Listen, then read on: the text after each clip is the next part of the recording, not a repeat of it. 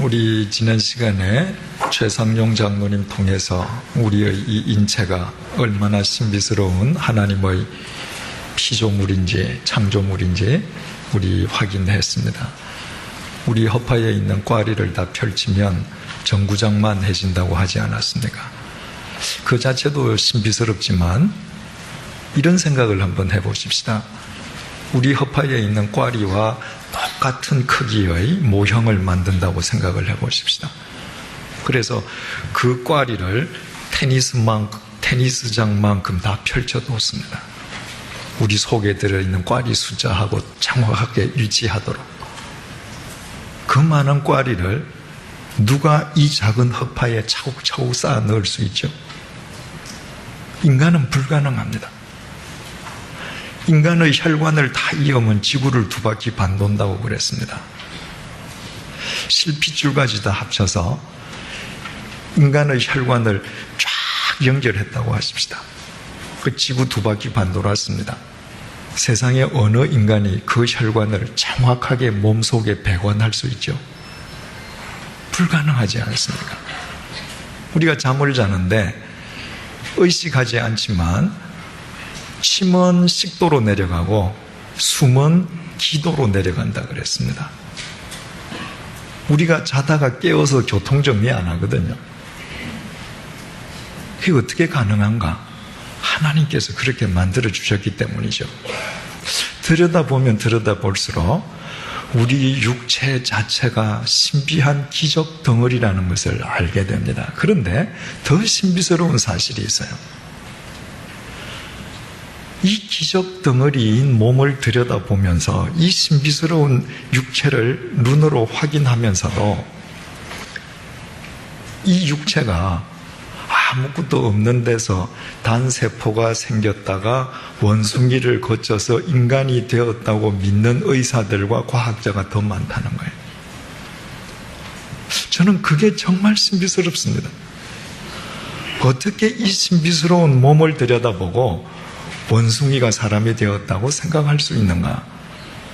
그래서 믿음은 하나님의 선물임을 알게 됩니다. 여러분, 우리가 노력해서 하나님을 믿게 되었습니까? 아니잖아요. 우리는 전혀 노력하지 않았는데 하나님께서 당신의 방법으로 이 믿음을 우리에게 그냥 주신 겁니다. 에베소서 2장 8절 말씀 제가 읽어드릴게요. 그냥 들으세요. 너희는 그 은혜에 의하여 믿음으로 말미암아 구원을 받았으니 이것은 너희에게서 난 것이 아니요 하나님의 선물이라. 우리가 믿음으로 구원 얻었는데 이 믿음이 하나님의 선물이었다는 것입니다. 그래서 우리는 믿어지는데 더 많은 사람은 하나님이 우리를 만들었다고 하는 그 사실을 못 믿는 것이죠. 아무 자격이 없음에도 불구하고 하나님의 섭리에 의해서 우리는 그 엄청난 선물을 받았습니다. 중요한 것은 선물 그 자체의 가치도 중요하지만 선물을 받은 사람이 그 가치를 깨닫고 바르게 지키는 것이 더 중요하다는 것입니다. 조선 중기시대의 위대한 명필가 한석봉 선생이 있지 않습니까? 그분이 어느 날 자기가 신세진 분이 있어서 뭘 선사할까 생각하다가 자기가 쓰던 붓을 선사했다고 하십시다. 그 선물을 받은 사람이 이게 무슨 새 것도 아니고 말이야 쓰던 걸 줘?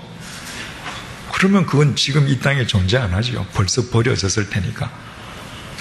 그러나 한석봉 선생의 손때가 묻은 붓의 가치를 아는 사람이 그 선물을 받았다면 자자손손 대대로 물려지다가 지금쯤 어느 박물관에 전시되어 있겠죠. 하나님께서 우리에게 이런 귀한 선물을 주셔서도, 믿음의 선물을 주셔서도 이 믿음의 선물의 가치를 우리가 모른다면 아무 의미 없는 것입니다. 그 가치를 아는 사람만 그 믿음의 선물을 고이 가꾸겠죠.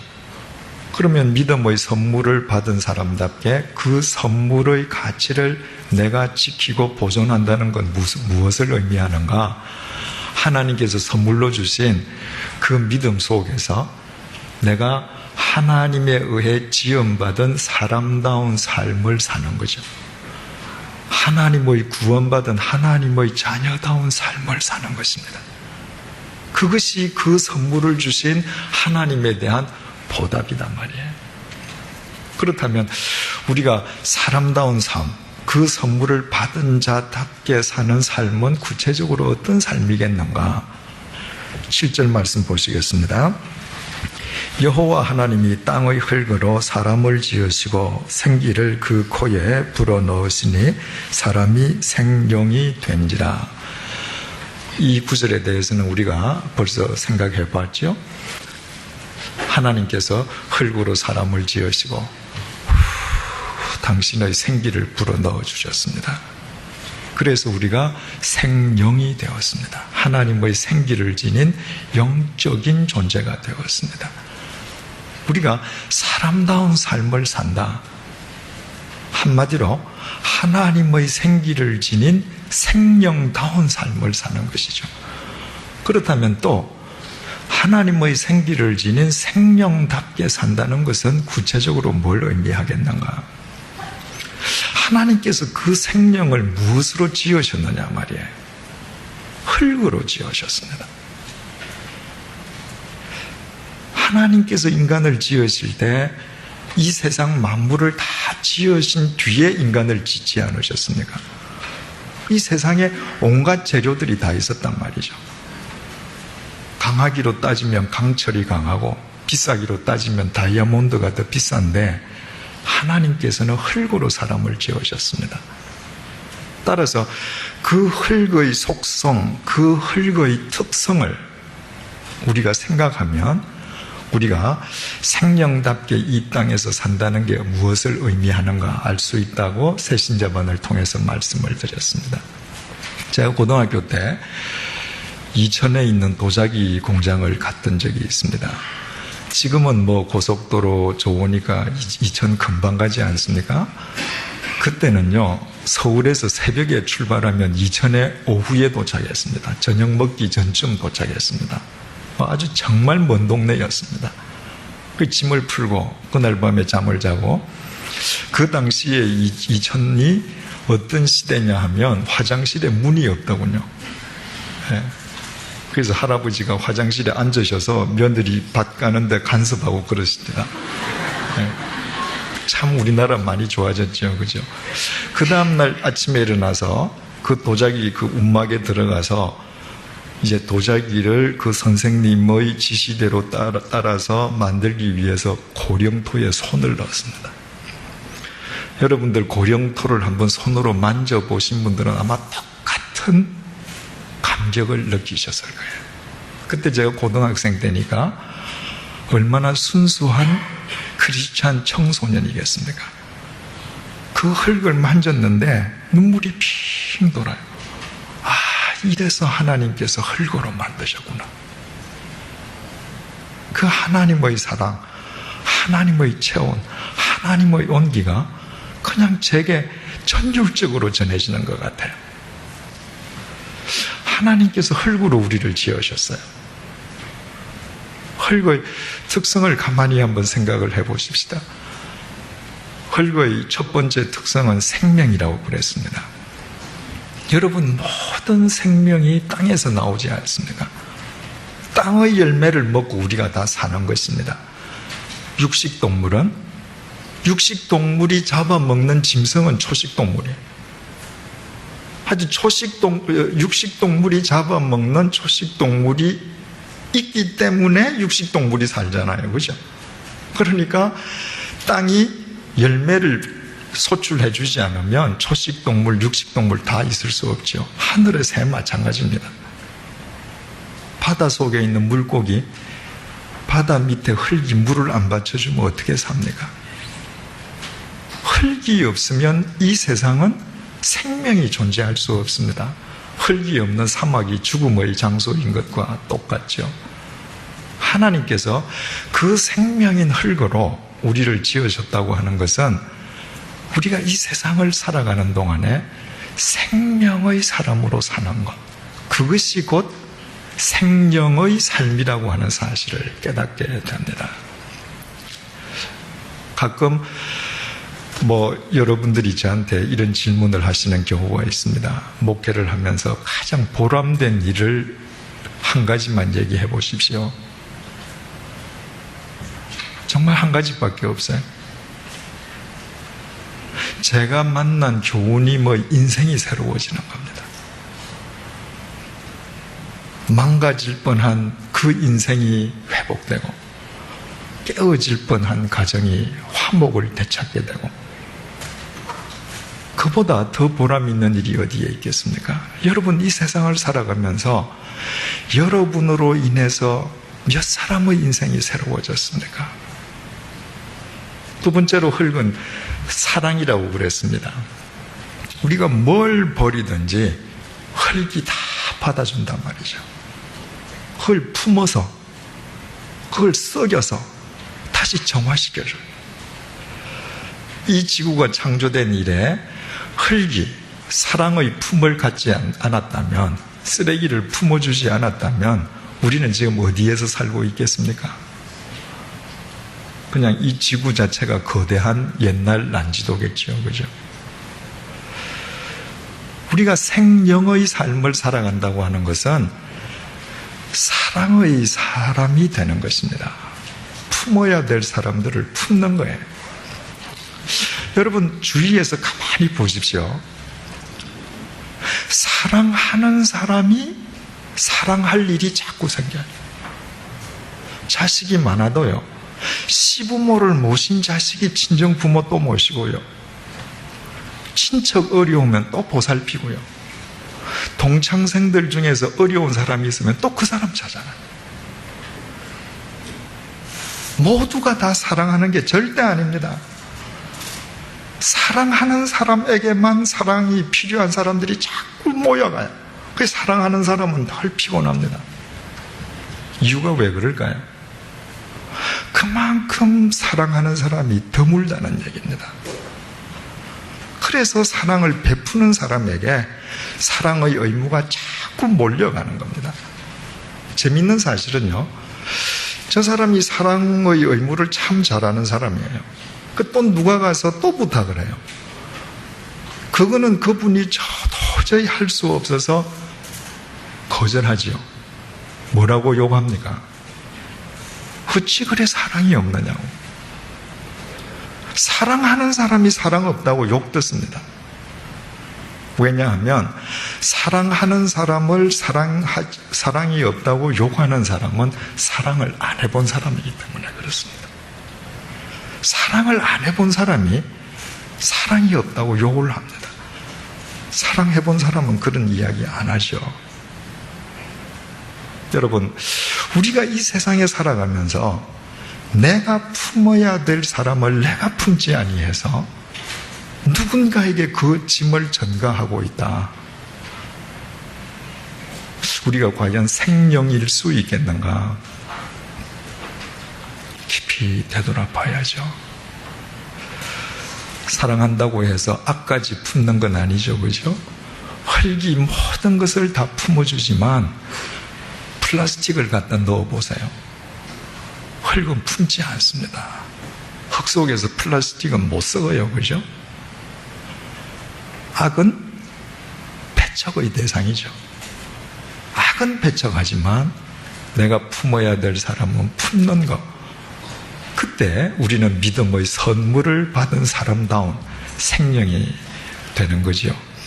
세 번째로 흙의 특성은 봉사라고 했습니다. 봉사. 인류 역사 이래 최초의 인류의 도구들이 다 뭐예요? 그릇이라는 게 다 흙으로 만들어진 겁니다. 처음 살 때 벽 흙을 다 쌓았죠. 벽돌 흙으로 만들었죠. 인간이 흙을 무슨 도구로 만들든지 흙은 기꺼이 자기를 주고 봉사했습니다. 하나님께서 그 흙으로 우리를 지으셨단 말이죠. 그래서 우리의 인체를 들여다보면 모든 인체는 서로 봉사하는 구조로 되어 있다고 그랬죠. 내 왼손등이 가려운데 이 왼손가락이 어떻게 긁어요? 내 왼손등이 가려운데 왼손가락으로 긁을 수 있다면 그분은 뭔가 잘못된 사람이죠. 오른손이 긁어줘야 돼요. 그죠? 오른손은 왼손이 긁어줘야 되고, 내가 밥을 안 먹으면 뭐가 배고픈 거예요? 시장기를 느껴요. 내 배가 시장기를 느낍니다. 근데 배가 지가 밥을 먹을 수 있나요? 입이 먹어줘야죠. 내가 어디를 가고 싶으면 다리가 가줘야 됩니다. 모든 인체는 다른 지체에 봉사하기 위해서 달려 있습니다. 암덩어리가 뭐죠? 자기만 위하는 겁니다. 그래서 암덩어리가 들어오면 모든 체계가 깨지고 죽어요. 하나님께서 봉사의 특성인 흙으로 우리를 지으시고 우리 각자의 지체는 전부 봉사하게 되어 있는데, 이게 합쳐진 우리는 봉사를 행하려 하지 않는다면 그것은 생명의 가치를 바르게 지키지 못하는 것이죠. 내가 봉사하고 섬기며 산다고 하는 것은 내 생명의 가치를 끌어올리는 것입니다. 그로 인해서 이 세상이, 내가 속한 공동체가, 내 주위가 뭔가 자꾸 달라질 것이기 때문이죠. 네 번째로 흙의 특성은 정직함이라고 그랬습니다. 여러분, 흙에다가 콩을 심으면 콩이 나고 팥을 심으면 팥이 나잖아요. 흙은 아부하지 않습니다. 여기에 콩을 심은 사람이 권세가 있는데 저 사람이 팥을 좋아하니까 내가 팥 좀 내드려야지. 절대 그러지 않아요. 정직하죠. 그 흙으로 우리를 지었었다고 하는 것은 우리가 정직한 삶을 살아야 되는 것이라고 했습니다. 여러분, 정직하지 않은 건 뭐예요? 거짓된 거예요. 그죠? 거짓되다는 게 뭐죠? 사실과 다른 거예요. 사실이 뭡니까? 일사자에 사실, 실자라고 하는 이 실자가 실제 실자입니다. 사실이라는 것은 실제의 것이에요. 거짓은 실제가 아닌 거예요. 바꾸어 말하면 거짓은 없는 겁니다. 있는 것은 실제밖에 없습니다. 거짓은 없는 거예요. 내가 거짓말을 해서 세상에서 더 많은 것을 가질 수 있어요. 하나님 앞에서 그건 없는 겁니다. 내가 정직할 때만 그것이 실제의 것이에요. 그것만 하나님 앞에서 남는 것입니다. 내가 거짓됨을 인해서 내 욕망을 아무리 추구해도 그것으로 인해서 내 인생은 그만큼 소멸되는 거예요. 없는 거예요. 그래서 시편 7편 10절이 이렇게 고백을 해요. 나의 방패는 마음이 정직한 자를 구원하시는 하나님께 있도다. 얼마나 참 은혜로운 말입니까? 나의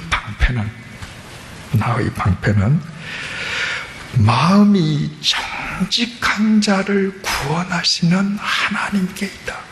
바꾸어 말하면 내 방패는 내 하나님이라는 거예요. 그분이 어떻게 내 방패가 되는가? 내가 정직하게 살아갈 때 내 삶을 실제로 지켜주시기 때문에 내 방패라는 겁니다. 바꾸어 말하면 내가 거짓된 삶을 살면 아무리 화려해 보여도 하나님께서 방패가 되어주시지 않기 때문에 그거는 물거품처럼 다 없어지는 거라는 거예요.